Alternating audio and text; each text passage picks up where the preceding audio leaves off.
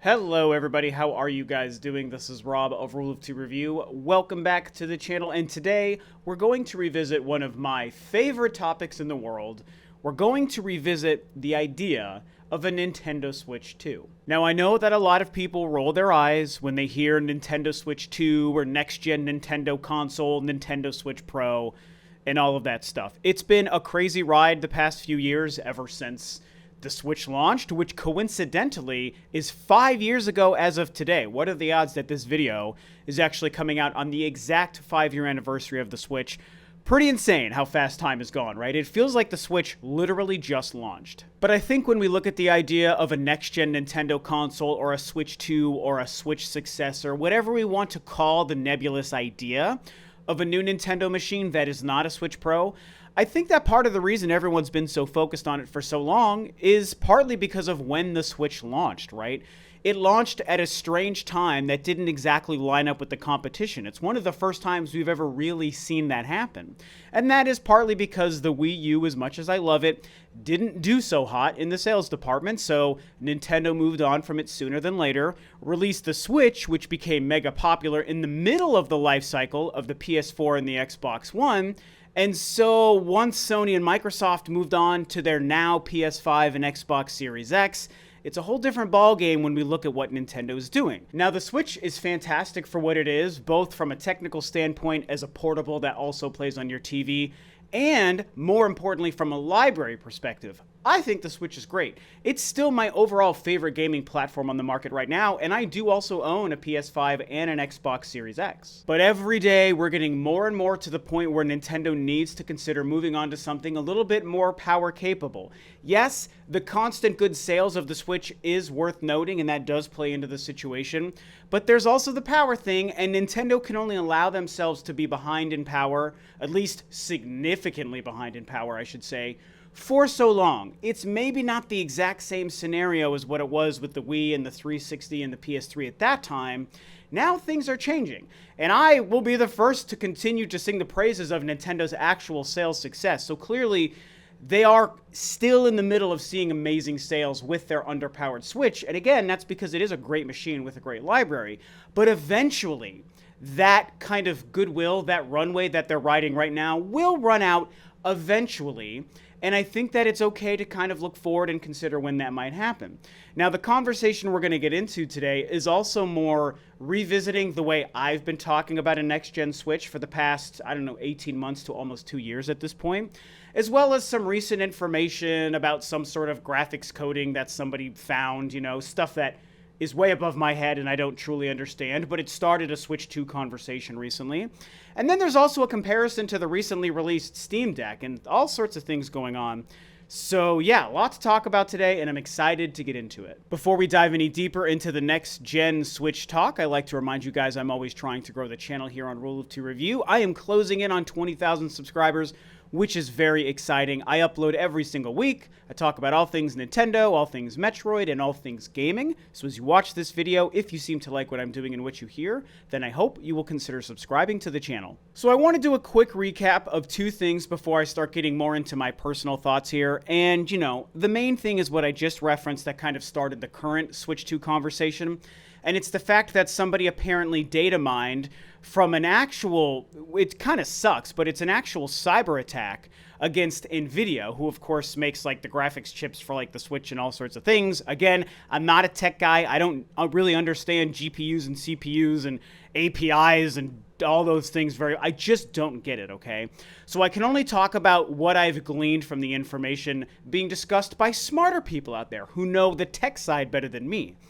And the general idea, I'm going to link an article below that explains it since I can't really do a good job. But all it comes down to is, although the cyber attack thing sucks and is super not okay, I hate that it happened, the conversation that came out of it was somebody discovering something that relates to like the graphics capability of the current Switch, which is coded as NVN, whatever the heck that means. And somebody found new information from NVIDIA referencing something called NVN2, which I guess has never previously existed. So the idea from those smarter in this tech world than me is that this could be hinting at some sort of graphics processing capability that's much more powerful and capable than the current Switch, and very likely could be hinting at new, much more capable Nintendo hardware. Probably Switch hardware, but whatever it is, something from Nintendo very likely could be coming based on this NVN2 information. Now, the other piece of this is, like I mentioned, the recently released Steam Deck, which is a really cool, very dope and sleek looking portable PC, basically, released by Valve, that definitely is kind of building on of the success and the momentum and hype behind the Switch concept, as we've seen other companies kind of try to do to varying degrees of success. Clearly, Valve and the Steam Deck has the best chance at being successful. Tons of hype behind it. It's got a lot of success already as far as we can see, and for the most part, people are enjoying it now that they're getting their hands on it.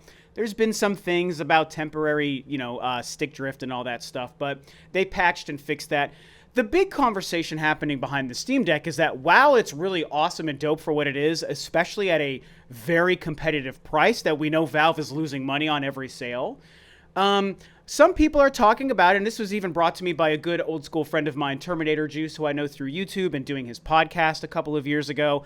Really good friend of mine, and he was bringing up the fact that people are noticing that even at the price point the Steam Deck released at, and the fact that Valve is obviously losing money on every sale, and that it's much more powerful and capable than the current Switch, it is still struggling in a lot of performance areas, and it's getting 1080p or sub 1080p and sub 720, 30 frames per second or less, depending on your settings on like a new game like Elden Ring, for example. And so when you look at that stuff, it's very interesting. And so when you compare what the Steam Deck is doing for its lost selling price and the fact that it's struggling to do something that matches something like a PS4 Pro, for example, how does that factor into Nintendo's ability to make a Switch successor and also sell that for a profit, but be more on par with a PS5 and a Series X when you see what Steam is struggling to do with its Steam Deck? Now, this is all really interesting stuff to know, right? I mean, you've probably already seen a couple of videos about it. Everyone was talking about it on Twitter as well. I made a tweet about it, right? Because I've been talking about next-gen Switch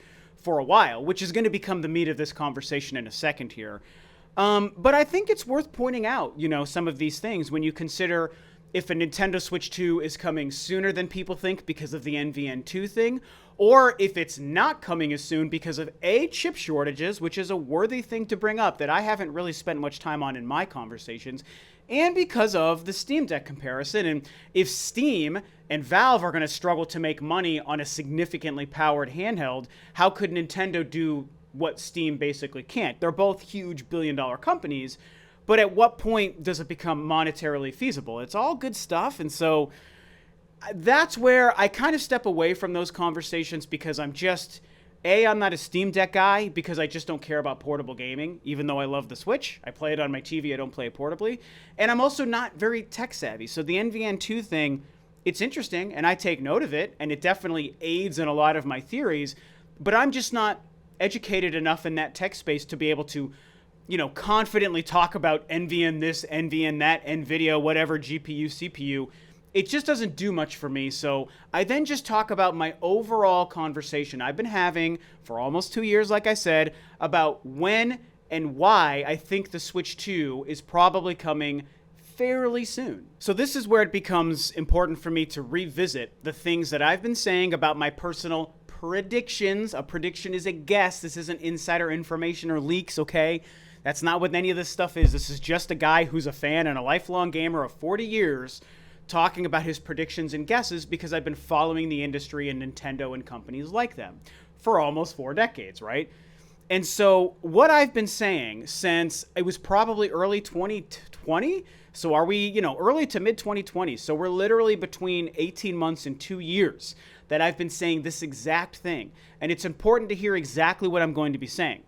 My big prediction and guess for when I thought Nintendo might need to move on to some sort of next-gen capable hardware, no matter what form that hardware took, something that is their new hardware, front-facing hardware on the market, and that it would be next-gen capable, whether it's a Switch upgrade, a Switch 2, a complete home console only that's something different, but something that is next-gen and can actually get multi-platform games that are currently releasing on PS5, Xbox Series X, and PC that are also more capable than, several-year-old ports of Resident Evil Revelations and Doom 2016 and stuff like that. And since early to mid 2020, I've been targeting 2 years that it would likely happen. 2022, which is this year, or 2023.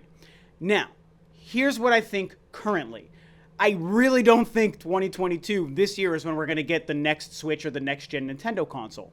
It's just not going to happen, okay? I thought for a while 2022 made sense when it was 2020, but last year I realized that was less likely. And so my second guess prediction became my target focus, which for me is still to this day 2023. I think November 2023, holiday, end of year, Christmas time 2023, which is technically almost 2 years from right now, is still on the table. I think that there is a great chance that that's when we might see Nintendo go next gen, provided that the chip shortages don't actually get in the way of that. Because I think Nintendo's business model, I think that the runway of success the Switch still has in it, how much gas is still left in its tank, is probably going to eventually force Nintendo to have to move on to something more next-gen capable around mid to late 2023, which is next year. Eventually, Nintendo will get there.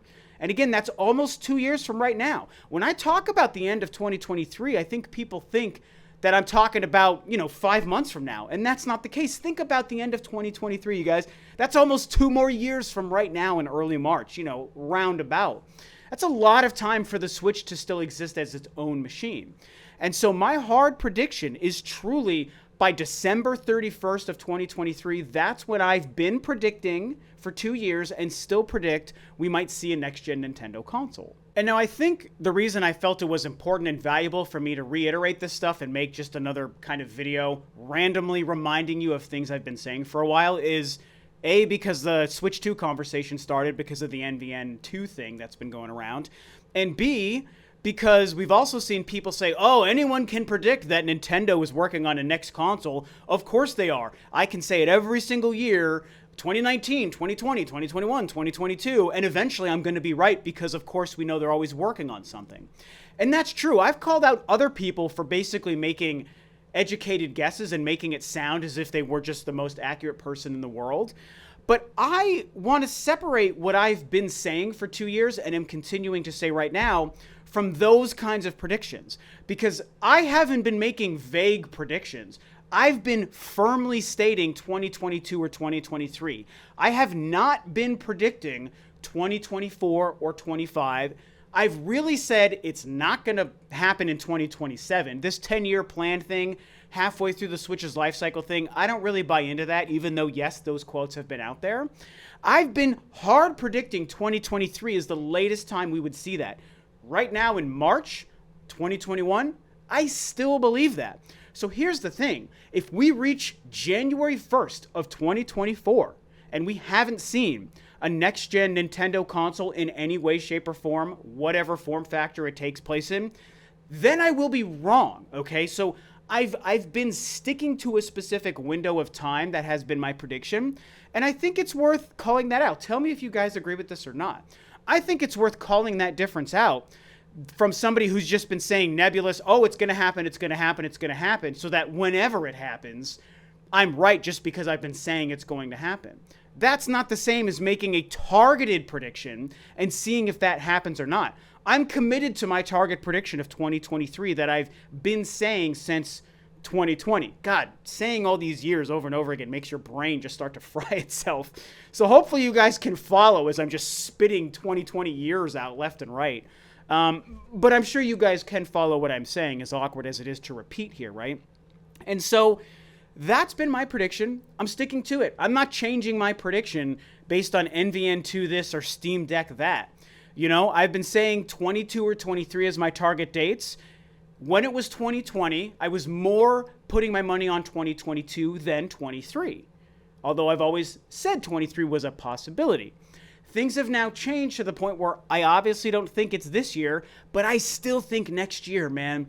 When you look at Nintendo's business model, when you look at the competition from PS5 and Xbox Series X, when you look at the waning power and capability of the Switch in the current market, when you look at the timetable for games like a Metroid Prime 4 or Breath of the Wild 2, and you just start to put things together, you know, I just see next year, end of 2023, as an ideal time for Nintendo to go next gen. I think that there's a great chance for them to have a couple of really high-profile games ready to release cross-generationally on that next-gen hardware to help sell it. Metroid Prime 4, Breath of the Wild 2, and a next Mario Kart game like Mario Kart 9 or 10 or whatever you want to call it. These are ideal games to help launch, in the launch window, your next-gen console. And I still think that's possible and likely, and I still think 2023 is the case. And so that's my prediction until I'm proven wrong. If we see the console release in 2024, I'm not going to say, oh, see, I've been right since 2020. No, I will have been wrong since 2020 if it takes until 2024 to see that happen. Only if it releases in 23 will I be able to say, look, I've been right since 2020. Look how long I've been correct for. I was able to so accurately predict ahead of time the release year of this console for 3 years. But if we hit 2024, I will have been wrong. And I'll tell you I've been wrong. I'll admit it. I'll make videos talking about how wrong I was. Like, I'm not afraid to say I was wrong. I just wanted to remind everyone what I've been saying for a while, because it's interesting. I love the Switch to death, but boy, am I ready for Nintendo to make a next-gen leap at this point. I think it's time. I want my Metroid Prime 4, you guys, and I'm willing to wait for this to happen. I want it to launch on a next-gen Nintendo console, and I want it to be 4K, 60 frames per second, just have the best lighting and textures and geometry to it. I mean, I want it to look better than ever. If it only comes out on Switch, it's still going to blow my mind and probably be the best game like ever made. But I would rather have it be a showcase for the next-gen console. I mean, wouldn't you guys agree? Doesn't that make sense to most of us? Same for a Mario Kart 9 or whatever happens there, you know? So at this point, I think I've probably exacerbated the amount of times I can yell 2020 years out to you guys and not make this seem like a confusing freaking science project. And I hopefully have gotten my ideas across, and I've reiterated my personal predictions, not based as much on technology and AVN2 stuff, more based on business model and timing and competition from Sony and Microsoft, and when I expect the Nintendo Switch sales momentum to begin to wane. I think I've hopefully explained it enough to you guys just what I'm predicting. So this is where you guys can write down Rob's prediction and praise my prediction if I'm correct, or hold my feet to the fire if I'm wrong. 2023 is still my target year for Nintendo to release some kind of next-gen capable hardware. Switch upgrade, Switch 2, home console only, whatever they do, I think it's next year. Anywho, hey, I've probably gotten myself in a little bit of trouble with this video. I feel like I've got some crazy comments and backlash coming at me. Not to mention, if I end up being wrong in, you know, a year or 2 years, then I'll obviously hear the backlash at that time. But that's okay, man. I'm just doing this for fun, okay? And I like paying attention to all the gaming companies in the gaming industry and predicting what's going on just based off of what I feel. That's the fun of this all, right? We're just talking about video games here, so no one has to take it too seriously. But I've now reminded you my predictions, so we'll see what happens in a couple of years. This was a lot of fun to talk about. I'll be really curious to hear what you guys think about what I had to say. Probably going to have to be afraid to go into the comment section, but that's okay, man. I can take the heat. Bring it at me. So, with that, I guess this video is a wrap. Thanks, of course, as always, for tuning in, guys. This is Rob of Rule of 2 Review, and I'll catch you next time on another video. Bye-bye.